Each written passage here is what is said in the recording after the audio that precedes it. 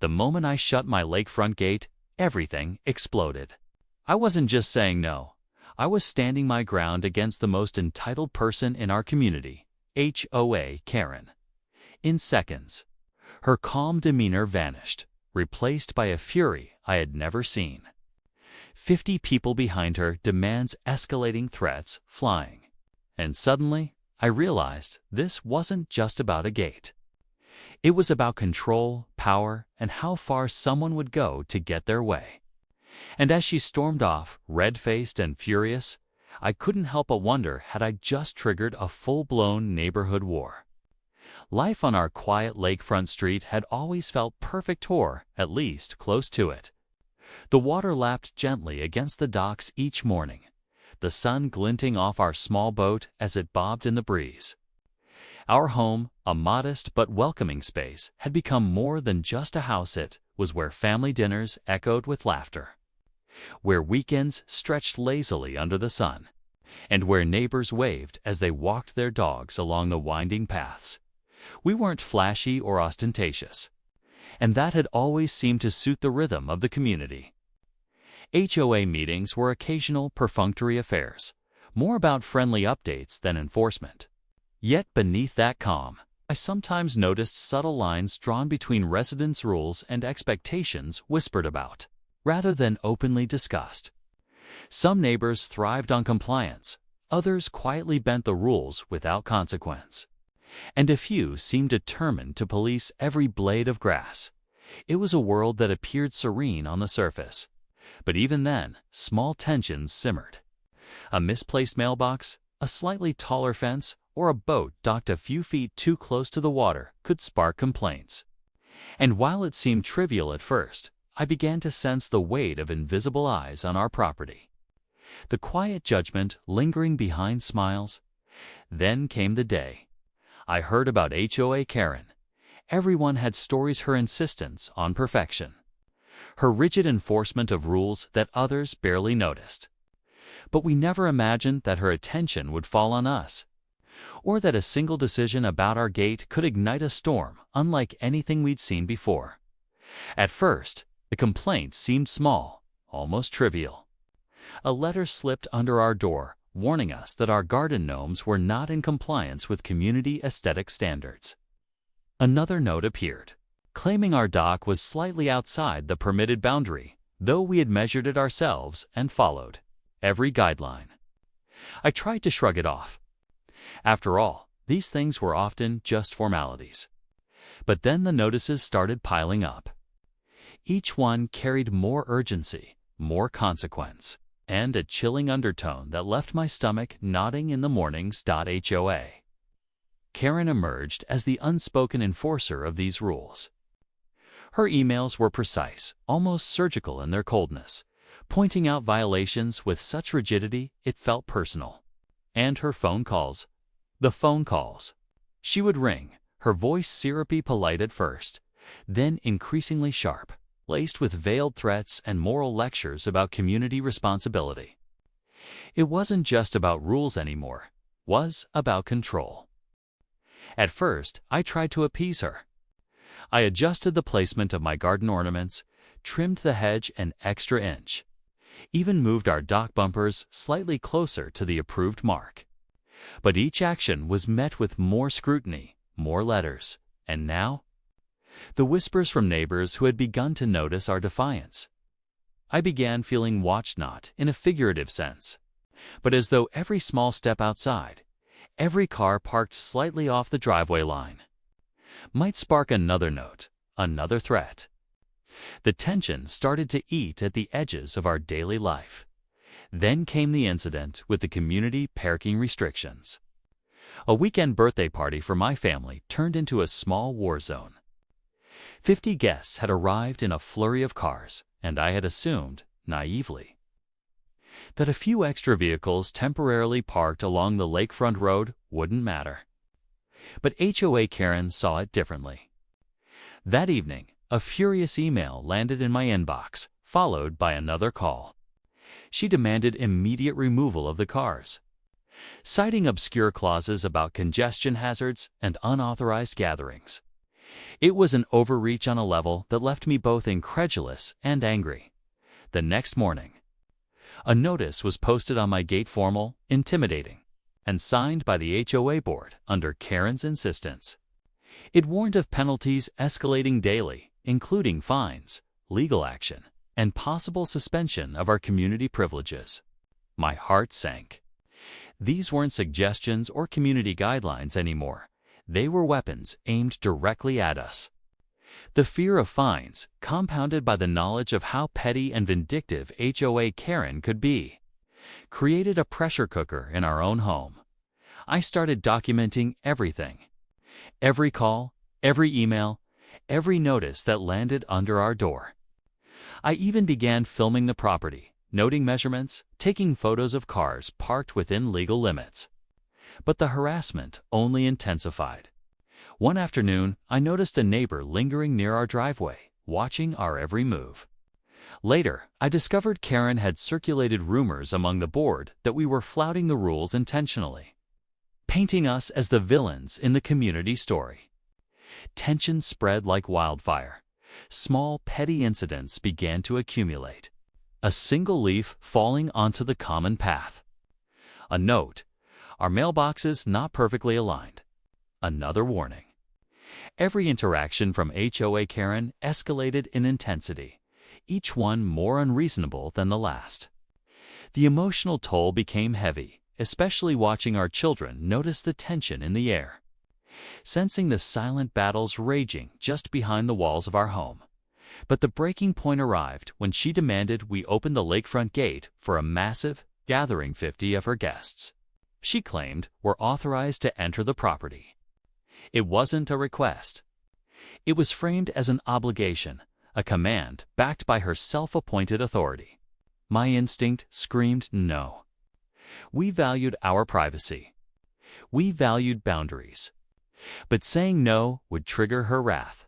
And this time wasn't just garden gnomes or parking spaces at stake. It was a direct confrontation. The standoff began subtly. Karen's emails turned into fiery manifestos, claiming that by denying access, we were disrupting the social fabric of the community and endangering relationships with neighbors. I could feel the board's gaze shifting, as if her words carried more weight than reason.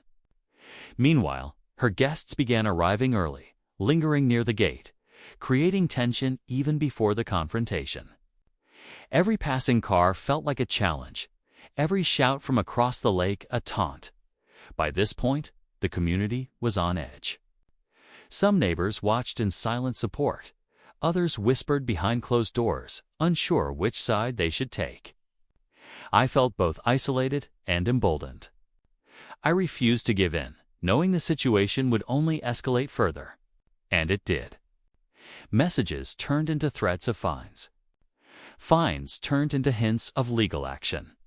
And yet, with each escalation, I felt a quiet determination growing inside me, a sense that if we gave in now, it would lose more than just a gate. The final weeks before the confrontation were a blur of tension, letters, and emotional exhaustion. Every morning, I checked the mailbox with a tightening chest, wondering what new ultimatum awaited. Every evening, I prepared for yet another phone call, bracing for Karen's voice dripping with righteous fury. And all the while, the lakefront, once a sanctuary, became a stage for a brewing war. The calm waters hiding the storm gathering at our very doorstep. It was clear, this wasn't just about a gate, a dock, or a parking spot anymore. This was about standing up to an entitled figure who believed rules were hers to enforce, and about testing how far someone could push before consequences finally caught up. And as the day of the ultimate confrontation drew near, I couldn't help but wonder, had we prepared enough? Or were we about to face the most intense, explosive showdown of our lives? The morning of the confrontation arrived with a strange, heavy calm. The sun glinted off the lake as if mocking the storm about to unfold, the water reflecting a serenity that stood in stark contrast to my racing heart. 50 guests were reportedly on their way, though I hadn't seen them yet. The gate loomed before me, both a symbol of my right to privacy and the inevitable battlefield where this conflict would come to a head. Every instinct screamed tension. This was no longer about rules or minor annoyances. It was about power, control, and who truly dictated life in our neighborhood. As I stepped outside, the first wave of guests began to appear, navigating the winding road toward our property. Their presence felt like an invasion. Karen arrived shortly after, impeccably dressed. Her expression calm but rigid, the kind of smile that carries the weight of judgment. She held herself like a commander surveying a battlefield, expecting compliance, expecting submission. I felt a surge of defiance. This was my home, my gate, my choice. I wasn't going to let her, anyone dictate that. I stood firm, hand on the gate, as Karen approached.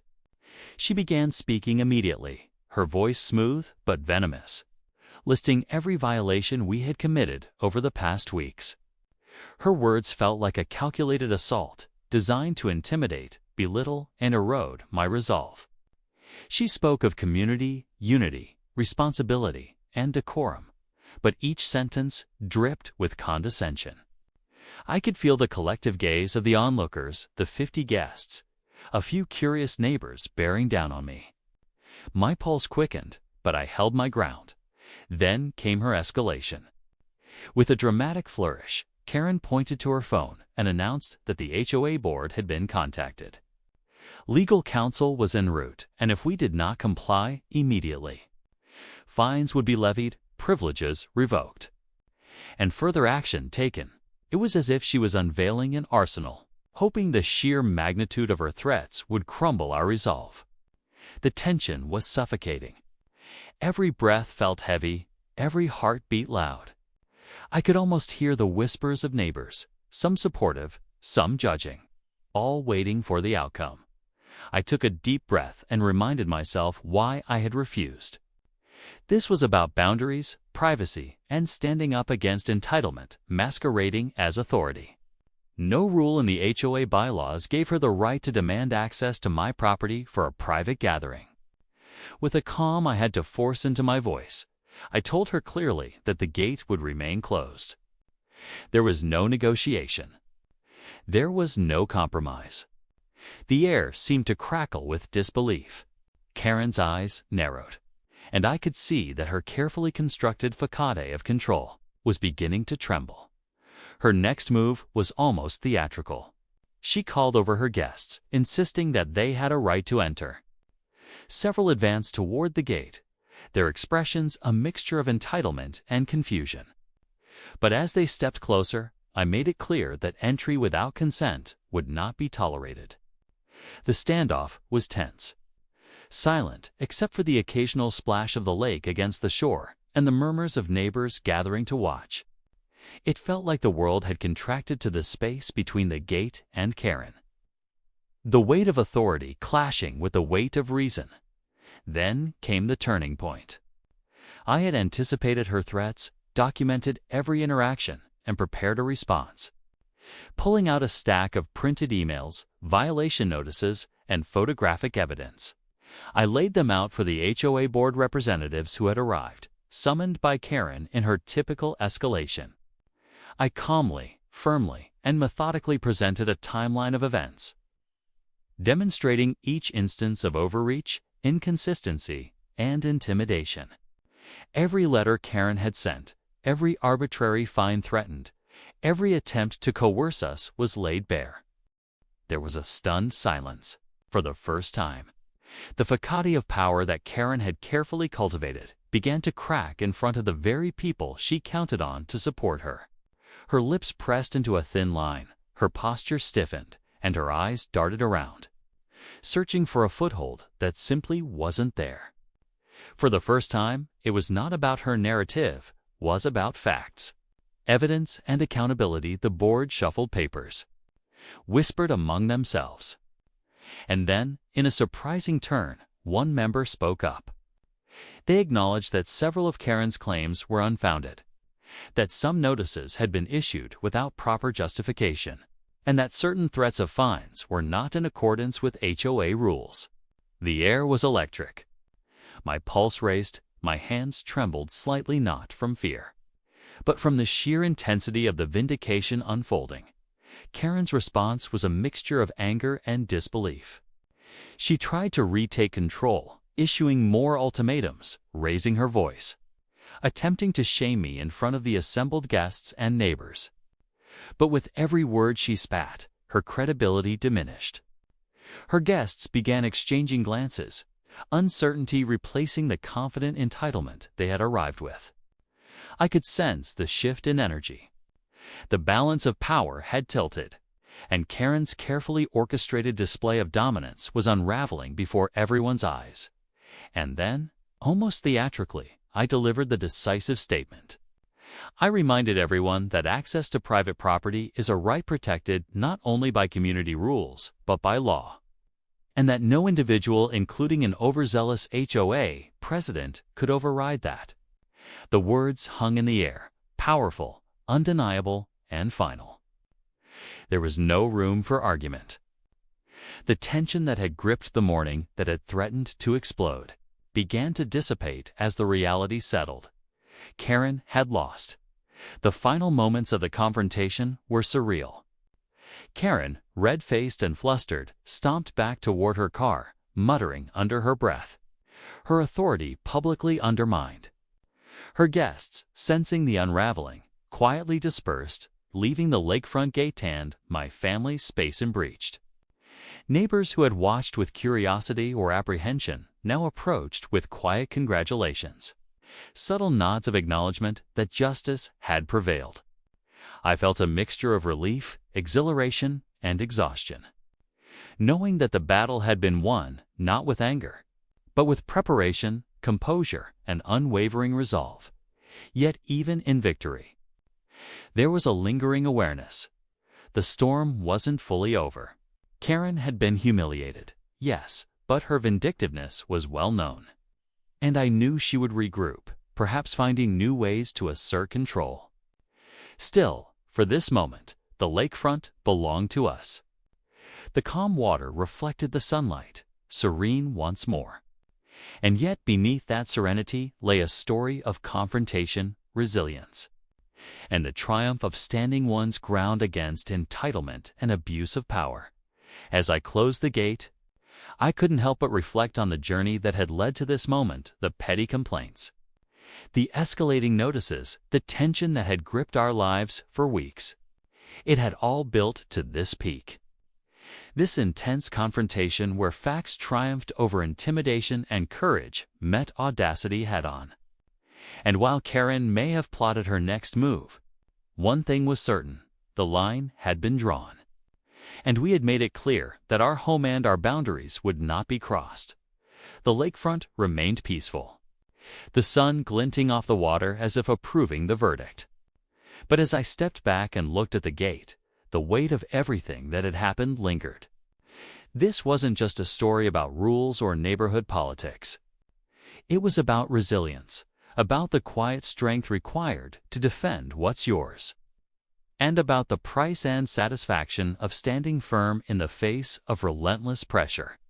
And I couldn't help but wonder, would Karen ever truly accept that her power had limits? Or was the real battle only just beginning? After the confrontation, the lakefront settled into a calm that felt almost surreal. The chaos of the past week's letters, threats, intimidation, and relentless scrutiny had dissipated, replaced by an uneasy peace. The gates remained closed, unbreached, and for the first time in a long while, our family could breathe without the constant weight of fear or expectation. But victory in the moment did not erase the strain, the sleepless nights, or the emotional toll the conflict had exacted. In the days following, the neighborhood's dynamics subtly shifted. Some neighbors who had previously hesitated to engage now expressed quiet support. Notes of encouragement appeared tucked under our door or left in the mailbox. "We saw what you did. Read one. Standing your ground mattered." It was a reminder that even in the face of bureaucracy and entitlement, people respected courage, even if they wouldn't always voice it publicly. The small gestures carried a weight I hadn't expected, a silent acknowledgement that we had reclaimed our space and our voice. HOA Karen, predictably, did not vanish quietly. Initially, she attempted to regain control through passive-aggressive emails, continued threats of fines, and whispers to the board that we were difficult neighbors. But after the board witnessed the documentation, the clear evidence, and the public confrontation, her influence had weakened dramatically. The board began enforcing rules more fairly, consulting legal guidance where necessary, and no longer allowed a single individual to wield unchecked authority. Karen's reputation, once formidable within the neighborhood, suffered a noticeable blow. People whispered about her overreach, her temper, and her inability to respect boundaries. For someone so reliant on perceived control, this was a significant downfall. On a personal level, the aftermath was transformative. Our family learned that standing up for ourselves required preparation, patience, and composure under pressure. We spent evenings discussing what had happened, reflecting on how small injustices, left unchecked, could escalate into full-blown conflicts. There was a profound sense of empowerment in knowing that facts, calm reasoning, and unwavering resolve could triumph over manipulation and intimidation. Every time we walked along the lakefront, past the gate that symbolized our boundary and our victory, the act felt like reclaiming not just property, but dignity. The legal and administrative side of the aftermath was equally instructive. The board clarified procedures, rules were revisited, and guidelines were updated to prevent a repeat of arbitrary enforcement. We shared copies of our correspondence and documentation as a guide for neighbors facing similar challenges, helping others understand that standing up did not require confrontation. Without preparation, it required evidence, clear communication, and adherence to the rules themselves. Slowly, the community began to heal from the tension, though the memory of Karen's escalation remained as a cautionary tale. Interestingly, the incident reshaped relationships in subtle but meaningful ways. Some neighbors who had previously deferred to Karen's authority began to question her motives, forming a more balanced sense of governance within the HOA. Others, who had quietly supported us during the ordeal, found new confidence to express themselves, to voice concerns, and to advocate for fairness in ways they had previously avoided. It became clear that one person's abuse of power could be mitigated when the community collectively recognized boundaries and the value of respect beyond the neighborhood. The experience sparked personal growth in unexpected ways. I became more attuned to the nuances of conflict management, understanding the importance of timing, evidence, and emotional control.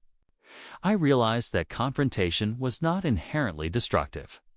Handled thoughtfully, it could serve as a catalyst for accountability and change. The ordeal also reinforced the value of boundaries, not just physical ones, like the gate, but emotional and psychological ones, protecting space, privacy, and autonomy from unwarranted interference. Despite the victory, there were lessons in humility and vigilance. Karen's attempts to manipulate rules and intimidate neighbors revealed how easily systems can be exploited when checks and balances are weak. The experience reminded us that power, when concentrated in the hands of a single individual, can easily distort fairness, enforce arbitrary rules, and create stress that seeps into daily life. Protecting oneself and one's family required not only courage, but a consistent awareness of rights, regulations, and the mechanisms that ensure accountability. Months after the confrontation, life on the lakefront regained its rhythm. Weekends returned to quiet relaxation. The boat floated lazily on the water, and laughter echoed again across the yard. But the memory of the standoff remained, a sharp reminder of how quickly peace can be threatened when entitlement goes unchecked. Our gate, once a simple, functional barrier, had become a symbol of resilience, a testament to what standing firm could accomplish. Each time we passed through it, I felt a renewed sense of ownership, not just of property, but of the principles that govern fair, respectful interaction. HOA Karen eventually faded from the center of neighborhood power. Though her presence lingered as a warning, unchecked authority thrives in silence, thrives on intimidation, and is weakened only by courage, evidence, and collective awareness. The board implemented clearer protocols for complaint resolution, and the neighborhood collectively recognized that rules existed to protect everyone, to give one individual leverage over others. It was a long, slow restoration of balance, but the process had been ignited by a single act of refusal, a refusal to bow to unreasonable demands.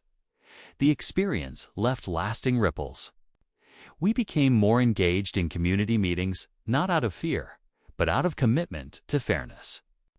We shared our story with new residents, offering guidance on how to navigate HOA rules, how to document concerns, and how to assert boundaries without escalating conflict unnecessarily. Our family became a quiet anchor of reason and preparation, demonstrating that confrontation could be handled without aggression, but with steadfast resolve, emotionally. The ordeal taught the importance of trust in oneself and in principles of fairness. Karen's escalation had been designed to intimidate, to provoke doubt, to erode confidence. Yet standing firm under pressure reinforced our sense of agency. We realized that fear, when acknowledged but not acted upon blindly, could be transformed into strategy and clarity. Each challenge that followed the small inquiries, the lingering whispers, the occasional probing from the board was easier to handle, tempered by experience, documentation, and the knowledge that our actions had been justified. By the end of the year, the neighborhood had visibly changed. The unspoken rules that had allowed a single individual to dominate discussions were replaced with formalized processes. HOA meetings became more transparent, with documentation, agendas, and equitable enforcement procedures. The collective culture shifted subtly but meaningfully. Entitlement was no longer tolerated, and accountability was recognized as the guiding principle. And for us, the lesson was clear. Standing up for boundaries doesn't just protect your property, strengthens the community itself. Looking back, the conflict with HOA Karen was more than a confrontation over a gate or 50 guests. It was a study in human behavior, the pitfalls of unchecked authority, and the power of preparation and courage. It reminded me that even in environments that appear peaceful and well-ordered, tension can simmer under the surface, waiting for a spark. And that spark, if met with composure, clarity, and courage, can ignite not chaos, but justice. There's a quiet satisfaction in knowing that principles won over intimidation, that evidence triumphed over aggression, and that calm, deliberate action can shift power away from entitlement. The gate, still standing firmly closed, became a symbol not of conflict, but of the victory of reason over arrogance. The neighborhood, once tense and divided, now operated with a renewed sense of fairness. And even HOA Karen's shadow could not undo the lessons that had been learned. As I sit on the dock now, watching the sun glitter across the water, I reflect on the journey, the escalation, the confrontation, and the aftermath. The experience left scars, sure, but it also built resilience. It taught that boundaries matter, that courage is necessary, and that standing firm, even in the face of relentless pressure, carries rewards beyond the immediate victory. And as I glance at the lakefront gate, I can't help but ask if one family can take a stand and transform an entire community. What could happen when more people refuse to accept entitlement as authority? The story ends not with fear or regret, but with reflection, empowerment, and a subtle, hard-won peace. The gate remains closed, the lakefront serene, and the lessons endure, lessons in courage, in fairness, and in the quiet strength that comes from standing your ground. It's a reminder that even in the smallest corners of life, an HOA, a neighborhood, A single gate power can be challenged, boundaries can be defended, and dignity can prevail.